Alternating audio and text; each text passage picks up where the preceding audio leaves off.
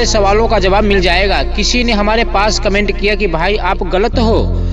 हमने कहा क्यों? तो उसने कहा आप ये क्यों कह रहे हो कि रैप्चर पहले होगा क्लेश काल बाद में? ऐसा नहीं है, क्लेश काल पहले होगा, रैप्चर बाद में होगा। हमने कहा अच्छा, बताने के लिए बहुत बहुत धन्यवाद।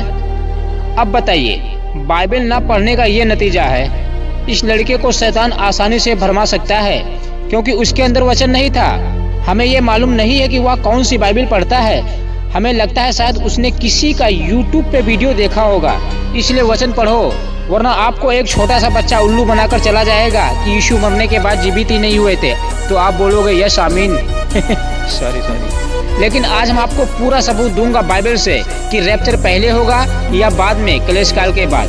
तो चलिए जी वीडियो शुरू करते हैं। दानियल 12:1। ध्यान से समझना जो मैं बोलूंगा। यहाँ पर इस प्रकार से लिखा हुआ है, उस समय मीकाएल नामक बड़ा प्रधान जो तेरे जाति भाइयों में से पक्ष करने को खड़ा रहता है वह उठेगा। मीकाएल जो स्वर्गदूत होता है, ठीक है, उसका काम है सिर्फ लड़ाई करना। और जिब्राइल जो स्वर्गदूत है उसका काम है एक दूसरे के पास संदेश पहुँचाना। अब मरियम के पास जिब्राइल स्वर्गदूत ही संदेश लेकर आया था, मरियम तू गर्भवती होगी और पुत्र जनेगी, उसका नाम यीशु रखना। ये संदेश जिब्राइल ही लाया था। और मीकाएल का काम है लड़ाई करना लूसीफर से, और लूसीफर के तरफ से जो स्वर्गदूत मिल गए थे उन सब से मीकाएल ही लड़ा था और उनके लिए स्वर्ग में कोई जगह ना मिली। और शैतान परमेश्वर बनना चाहता था और वह उसमें सफल ना हो सका। आज भी वह परमेश्वर है, स्वर्ग का नहीं, पृथ्वी का। वह हर एक मंदिर में, हर फोटो में अपने आप को परमेश्वर कहलवाना अच्छा लगता है उसको। मीकाएल से कैसे लड़ाई हुई थी उसको बताते हैं, फिर वीडियो हम शुरू करते हैं। अगर आप पूरा वीडियो देख लेंगे तो बहुत कुछ सीख जाएंगे। जैसे प्रकाशित वाक्य 12 अध्याय उसका 7, 8, 9 वचन, यहाँ पर इस प्रकार से लिखा हुआ है, फिर स्वर्ग में लड़ाई हुई। मीकाएल और उसके स्वर्गदूत अजगर से लड़ने को निकले और अजगर और उसके दूत उससे लड़े। एक तरफ से शैतान की तरफ से लाखों स्वर्गदूत, एक तरफ से मीकाएल की तरफ से लाखों स्वर्गदूत स्वर्ग में लड़े।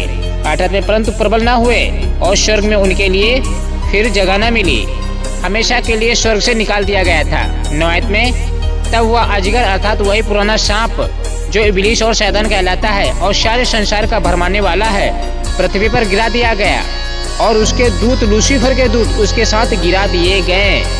यही बात यीशु भी कह रहे हैं अपने चेलों से, लूका 10:18। उसने, यीशु ने चेलों से कहा, मैं शैतान को बिजली के समान स्वर्ग से गिरा हुआ देख रहा था। बस शैतान का काम खत्म। अब हम बात करेंगे रैप्चर पहले होगा या बाद में होगा। तो वापस चलते हैं, उसी आयत को देखते हैं। दानियल 12:1। उसी समय मीकाएल नामक बड़ा प्रधान जो तेरे जाति भाइयों का पक्ष करने को खड़ा रहता है वह उठेगा। तब ऐसे संकट का समय होगा जैसे किसी जाति के उत्पन्न होने के समय से लेकर अब तक कभी न हुआ और न होगा। परंतु उस समय तेरे लोगों में से जितने को नाम परमेश्वर की पुस्तक में लिखे हुए बोले तो उनका नाम पहले ही स्वर्ग में लिखा है, वे बच निकलेंगे। 2 में जो भूमि के नीचे सोए रहेंगे उनमें से बहुत से लोग जाग उठेंगे, यानी सब लोग नहीं, कितने तो सदा के जीवन के लिए और कितने तो अपनी नाम धराई और सदा तक अत्यंत घिनौने ठहरने के लिए।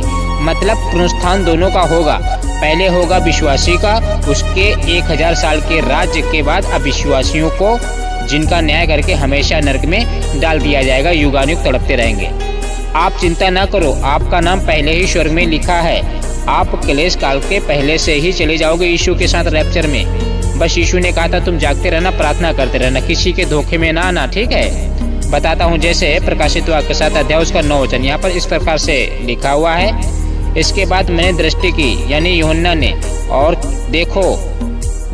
देखा हर एक जाति और कुल और लोग और भाषा में से ऐसी बड़ी भीड़ जिसे कोई नहीं गिन सकता था, श्वेत वस्त्र पहने। जब रैप्चर होगा तो आपको सफेद कपड़ा दिया जाएगा और अपने हाथों में खजूर की डालियां लिए हुए सिंहासन के सामने और मेमने के सामने, मेमना को यीशु मसीह, ठीक है, बाइबल में उसको यीशु मसीह को मेमना कहा गया है, मेमने के सामने खड़ी है। ये हम लोग हैं, ठीक है, ये हम लोग हैं जो रैप्चर में पहले ही चले जाएंगे। फिर शुरू हो जाएगा 7 साल का भारी क्लेश काल, 3.5 साल क्लेश काल के, 3.5 साल महाक्लेश काल के। इसीलिए यीशु मसीह ने कहा था तुम जागते रहना, प्रार्थना करते रहना तुम्हें जाड़े के दिन या सप्ताह के दिन तुम्हें कहीं भागना ना पड़े। ऐसा भारी क्लेश का दिन होगा जो अभी तक ना कभी हुआ और ना कभी होगा। ये यीशु मसीह ने कहा था। 13 आयत को देख लेते हैं इसी का। इस पर प्राचीनों में से एक ने मुझसे कहा, यानी यूहन्ना से कहा, क्या कहा?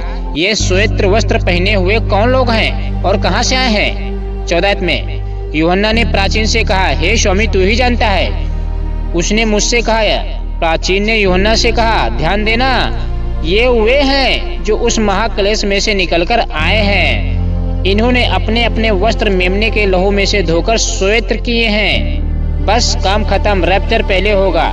जिस समय क्लेश काल चलता होगा उस समय हम स्वर्ग में होंगे।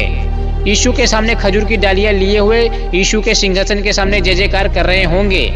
यही बात यीशु अपने चेलों से कह रहे हैं, जैसे लूका 10 का 19 और 20 वचन। यहाँ पर इस प्रकार से लिखा हुआ है। यीशु अपने चेलों से एक बात कह रहे हैं, क्या?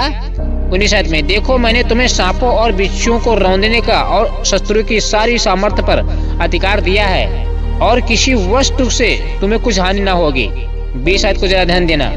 तो भी इससे आनंदित मत हो कि आत्मा तुम्हारे वश में है, परंतु इससे आनंदित हो कि तुम्हारे नाम स्वर्ग में लिखे हैं, यानी पहले से ही लिखे हैं। तुम अभी यहाँ पर हो लेकिन आपका नाम पहले ही स्वर्ग में लिखा हुआ है। इस आयत को पढ़ने के बाद एक बार मेरा मन करता है कि एक बार ताली बजाने का। हमारा नाम स्वर्ग में पहले ही लिखा हुआ है। एक बार ताली बजाते हैं। Hallelujah, praise the Lord Jesus, hallelujah, धन्यवाद परमेश्वर। प्रभु जी, आपने हमारा नाम पहले ही स्वर्ग में लिखा हुआ है।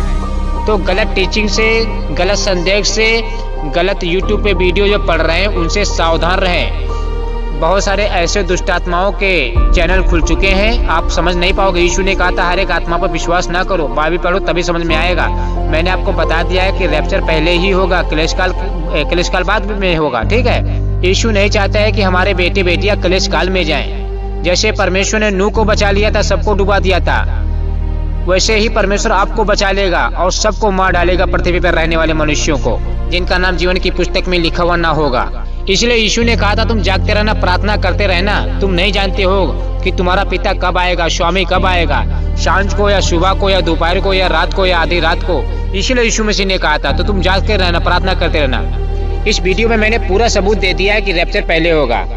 परमेश्वर ने जिनका नाम जीवन की पुस्तक में लिख दिया है उनको भूखा मरने नहीं देगा। वृक्ष है जो कि सबको एक ऐसी एनर्जी देता है जो कि बहुत भव्य होती है, और इस वृक्ष का नाम अक्षर वृक्ष होता है, जिसकी जानकारी इस पृथ्वी लोक पर कोई तत्वदर्शी संत ही बता सकता है।